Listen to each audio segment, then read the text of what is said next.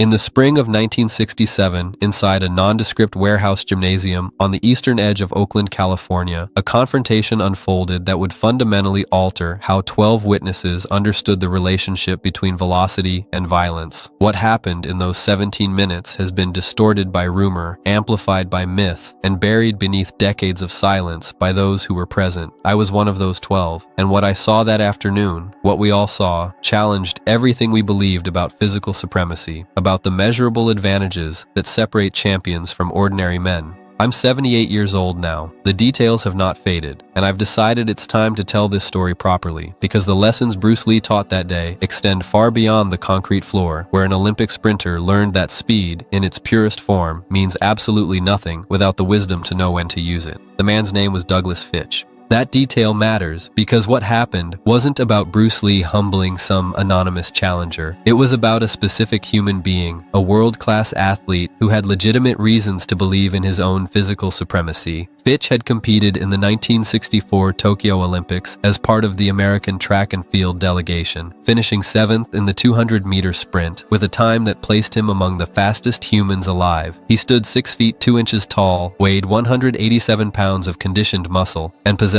a stride length that biomechanics experts had measured at 9.3 feet when he reached maximum velocity. These weren't empty credentials. When Douglas Fitch moved, he moved with a speed that most human beings would never experience in their lifetimes, a blur of optimized leverage and explosive power that had been refined through 10,000 hours of technical practice. He had every rational reason to trust that speed, and when he walked into that Oakland gymnasium on April 23rd, he carried that trust like armor. Bruce Lee was teaching a private session that afternoon, working with 6 students in a space that belonged to one of Oakland's lesser-known martial arts schools. The gym itself was unremarkable, a converted warehouse space with concrete floors, exposed ductwork, fluorescent lighting that flickered at irregular intervals, and the distinctive smell of old sweat that no amount of cleaning could fully eliminate. Spring sunlight filtered through high windows, creating geometric patterns across the workout mats that had been arranged in the center of the room. Lee was 35 years old at the time, though he moved with the efficiency of someone who had compressed 50 years of technical refinement into less than 2 decades of serious practice.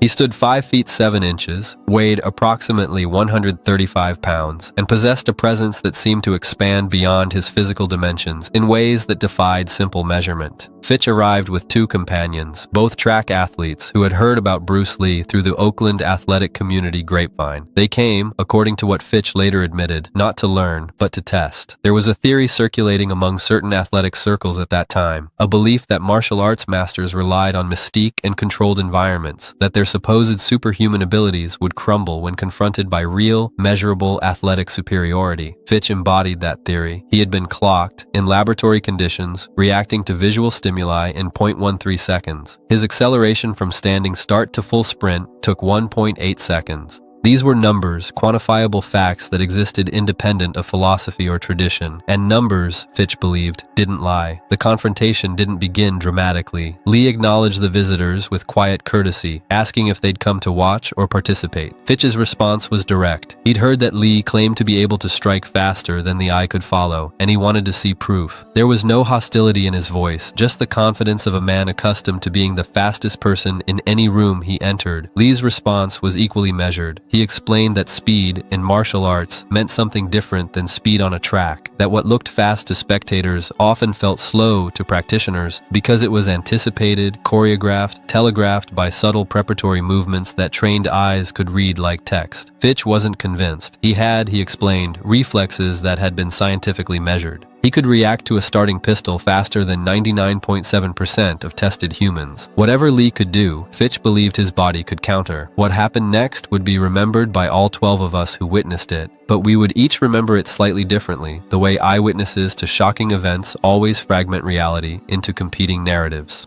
What I remember, what I know to be true because I was standing 7 feet away, is that Lee didn't immediately demonstrate anything. Instead, he asked Fitch a question. When you run, do you think about your feet? Fitch looked puzzled. Of course he thought about his feet. Proper foot placement was fundamental to sprinting technique. Lee nodded, as if this answer confirmed something he already knew. Then you're thinking about where you've been, Lee said quietly. By the time your mind registers your foot touching the ground, that moment has already passed. You're always reacting to something that's already over. The words hung in that fluorescent-lit space like a challenge disguised as philosophy.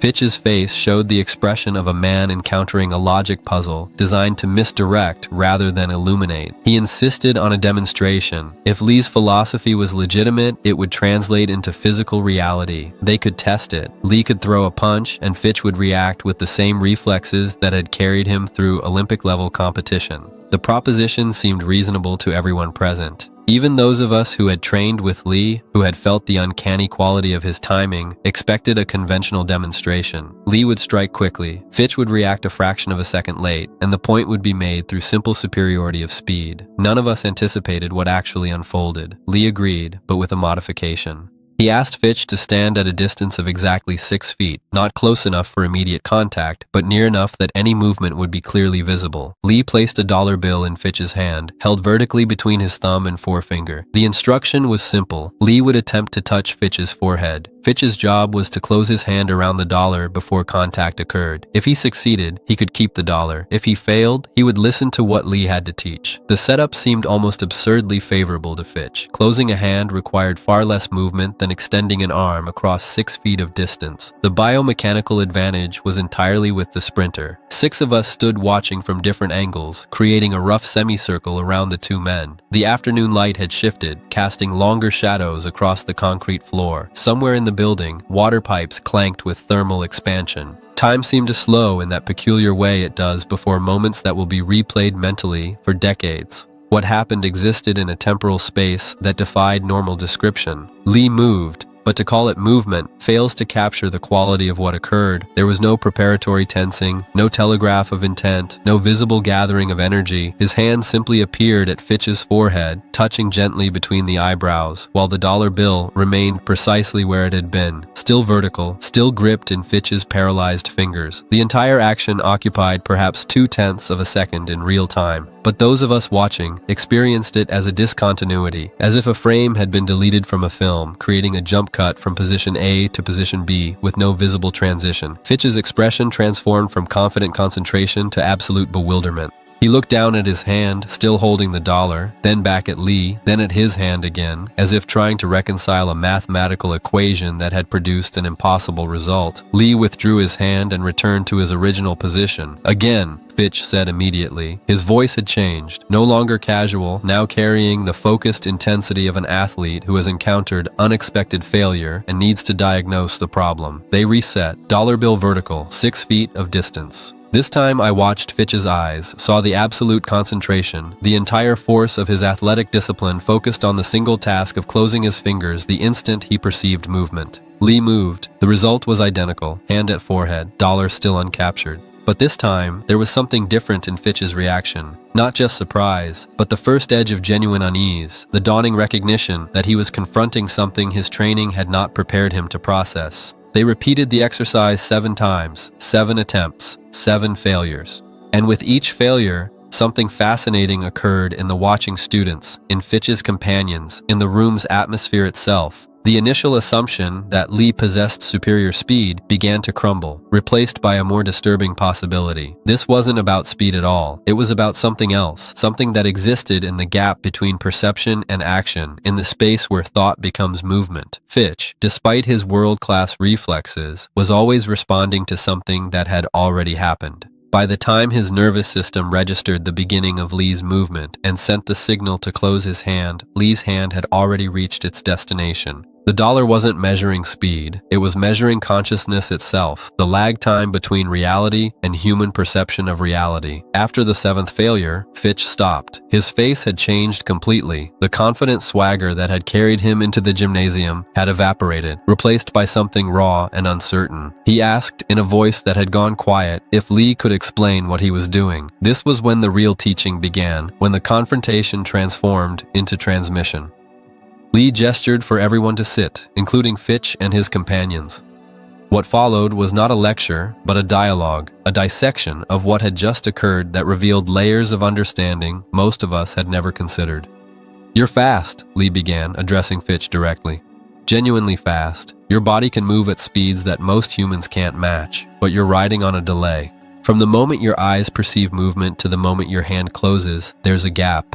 0.15 seconds, maybe 0.2 seconds for something as simple as gripping. That gap exists because you're relying on reaction. You see, then process, then respond. 3 steps. I'm eliminating 2 of them. He paused, letting that sink in. I'm not reacting to anything. I'm initiating from a state that's already present. There's no decision being made. The movement and the intention are the same thing.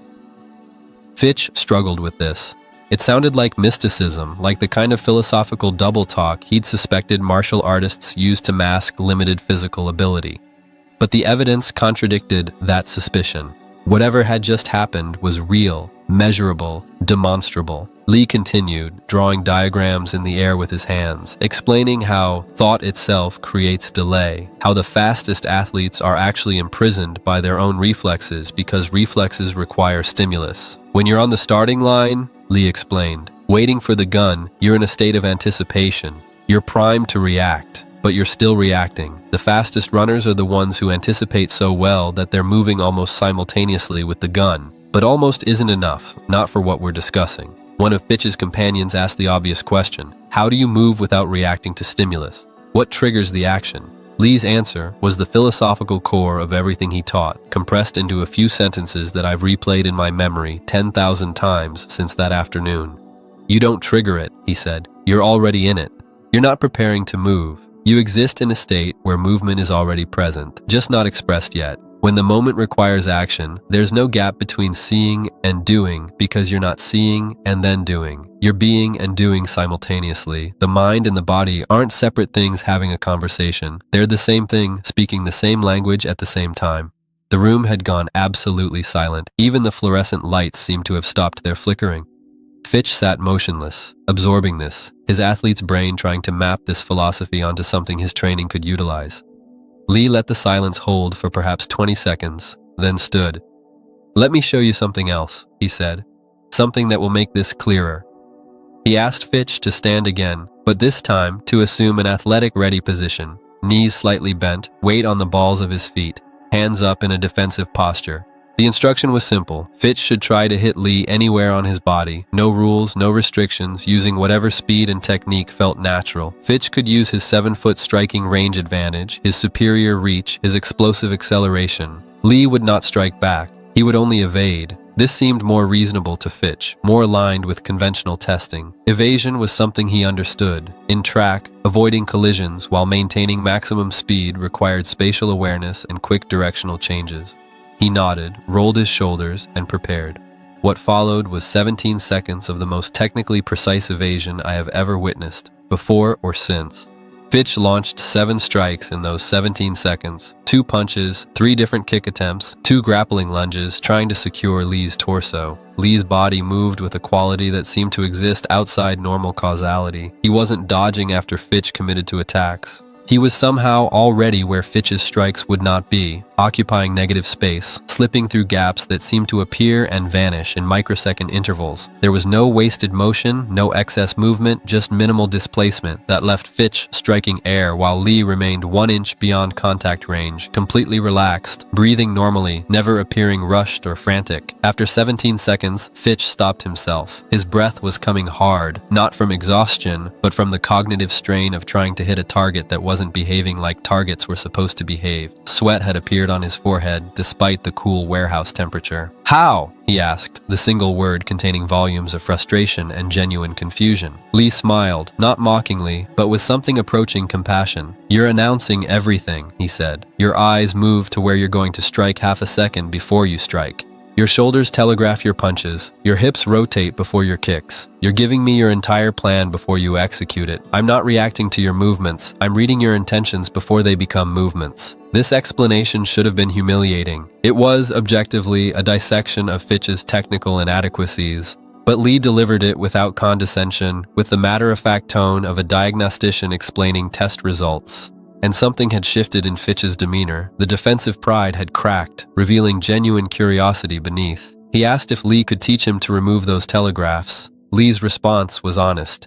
It would take years. You've spent your entire athletic career training specific movement patterns. Those patterns are encoded in your nervous system at a level that's almost impossible to consciously override. But I can show you what it feels like. That might be more valuable than years of training, because once you feel it, you'll know what you're trying to reach. What happened next was the true heart of the encounter, the moment that transformed confrontation into transmission. Lee asked Fitch to throw a single punch, maximum speed and power, aimed at Lee's chest. Fitch should not hold back, should not worry about hitting too hard, should trust that Lee would handle whatever came. This was different from the previous exercise. This wasn't evasion or demonstration. This was invitation. Fitch positioned himself, took a breath, and launched what I calculated, watching from my vantage point, was a punch traveling at approximately 23 miles per hour, delivered with the full rotational power of his torso, enough force to potentially crack ribs if it landed cleanly. Lee didn't evade. He intercepted. His hand moved in a tight spiral pattern, making contact with Fitch's wrist mid-flight, redirecting the punch's trajectory by perhaps 6 inches, just enough that it missed Lee's chest and continued past his side. But that wasn't the lesson. The lesson was what Lee did in the half-second after the redirect. He froze his own hand in position, his extended index finger resting against Fitch's throat, precisely at the carotid artery, with enough pressure to be felt, but not enough to cause actual discomfort.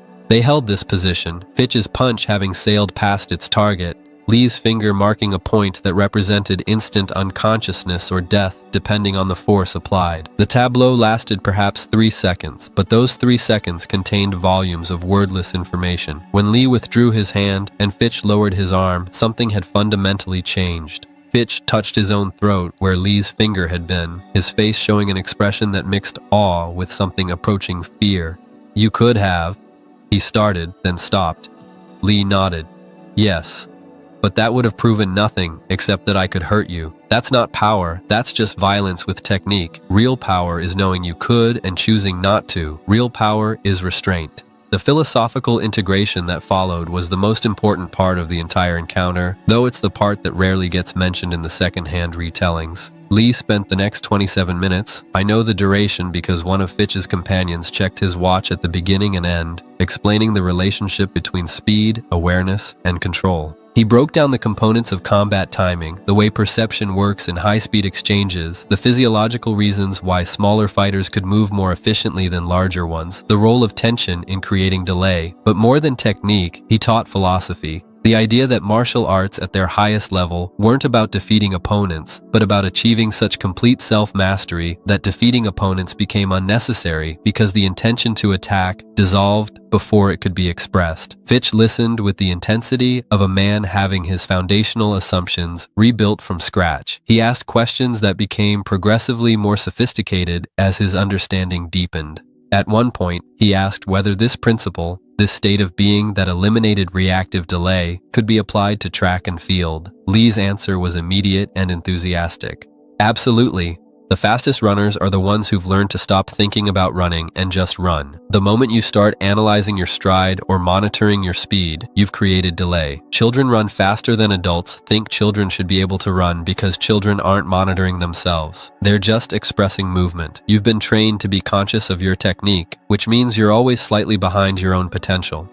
As the afternoon light shifted from gold to orange, painting the warehouse gymnasium in warmer tones, the encounter reached its natural resolution. Fitch asked if he could come back, if he could learn more, if Lee would be willing to teach him despite the confrontational nature of his arrival. Lee agreed immediately, with one condition. Fitch would have to be willing to unlearn everything he thought he knew about speed. That might be more difficult than learning new techniques, because the hardest thing for an expert to do is return to being a beginner. Fitch said he understood, though I suspect it would be months before he truly grasped what Lee meant. The group dispersed around 6:30 that evening. Fitch and his companions left quietly, their entire bearing transformed from the swagger they'd carried entering. The rest of us remained, processing what we'd witnessed, discussing the technical and philosophical elements, trying to decode the principles Lee had demonstrated. I remember one student asking Lee if he ever got tired of proving himself to challengers, if the constant need to demonstrate his abilities felt burdensome. Lee's answer stayed with me. I don't prove myself to them. I show them what's possible for themselves. That man who walked in here today was trapped inside his own speed, imprisoned by his own reflexes. When he walked out, he was carrying a question that might lead him to freedom. That's not burden, that's privilege. Douglas Fitch did return. He trained with Lee, sporadically, for the next 14 months, until Lee's growing film career made regular teaching sessions impossible. I trained alongside Fitch during some of those sessions and witnessed his transformation from Olympic sprinter to martial artist, a journey that required him to dismantle the very attributes that had made him exceptional in one domain so he could rebuild them for another. He never lost his speed, but he learned to understand it differently, to perceive it as one tool among many, rather than the defining attribute of his physical capability. The story circulated, as these stories always do, but it circulated incorrectly. It became a tale about Bruce Lee humiliating an Olympic athlete, about physical supremacy, about a smaller man defeating a larger one through superior technique. All of those elements were present, but they missed the essential truth. This was never about victory or defeat. It was about one human being showing another human being that the limitations they believed were absolute were actually just constructs, mental prisons built from incomplete understanding. Lee didn't need to humble Fitch. Fitch's own encounter with reality did that. What Lee did was provide a map for the territory Fitch discovered beyond his humility. I'm 78 years old now, as I mentioned at the beginning. Bruce Lee has been dead for more than 50 years. Douglas Fitch passed away in 2019, having lived a full life that included not just track, but martial arts instruction, motivational speaking, and youth athletics coaching. Before he died, he and I spoke about that afternoon in Oakland. He told me it remained the most important single day of his athletic education, the day he learned that being the fastest meant nothing without understanding what speed was actually for. He'd spent his Olympic career chasing fractions of seconds, trying to optimize mechanical efficiency, treating his body like a machine to be perfected. In 17 minutes with Bruce Lee, he learned that perfection wasn't mechanical. It was consciousness, awareness, presence, the elimination of the gap between intention and action. I'm telling this story now with detail and specificity because the lesson it contains matters beyond martial arts, beyond speed, beyond physical confrontation. We live in an age obsessed with measurement, with quantifiable advantage, with metrics that supposedly capture human capability. We trust numbers because numbers feel objective, immune to the distortions of ego and perception. And numbers matter. They're useful, they're real,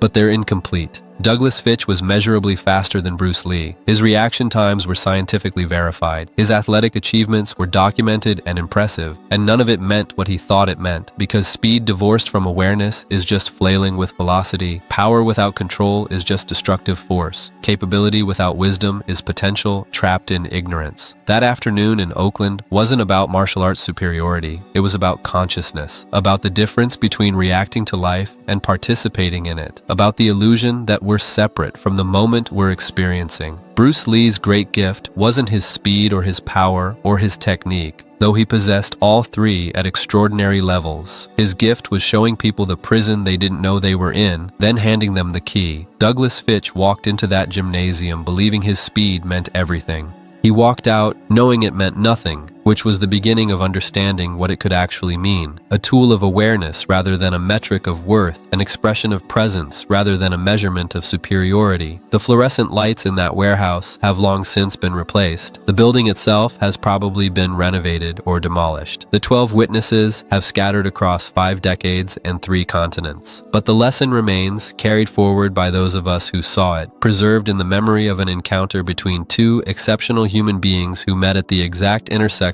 where athletic confidence collides with philosophical truth. Speed means nothing and everything. The difference depends entirely on who's moving and whether they're awake enough to know what movement actually is.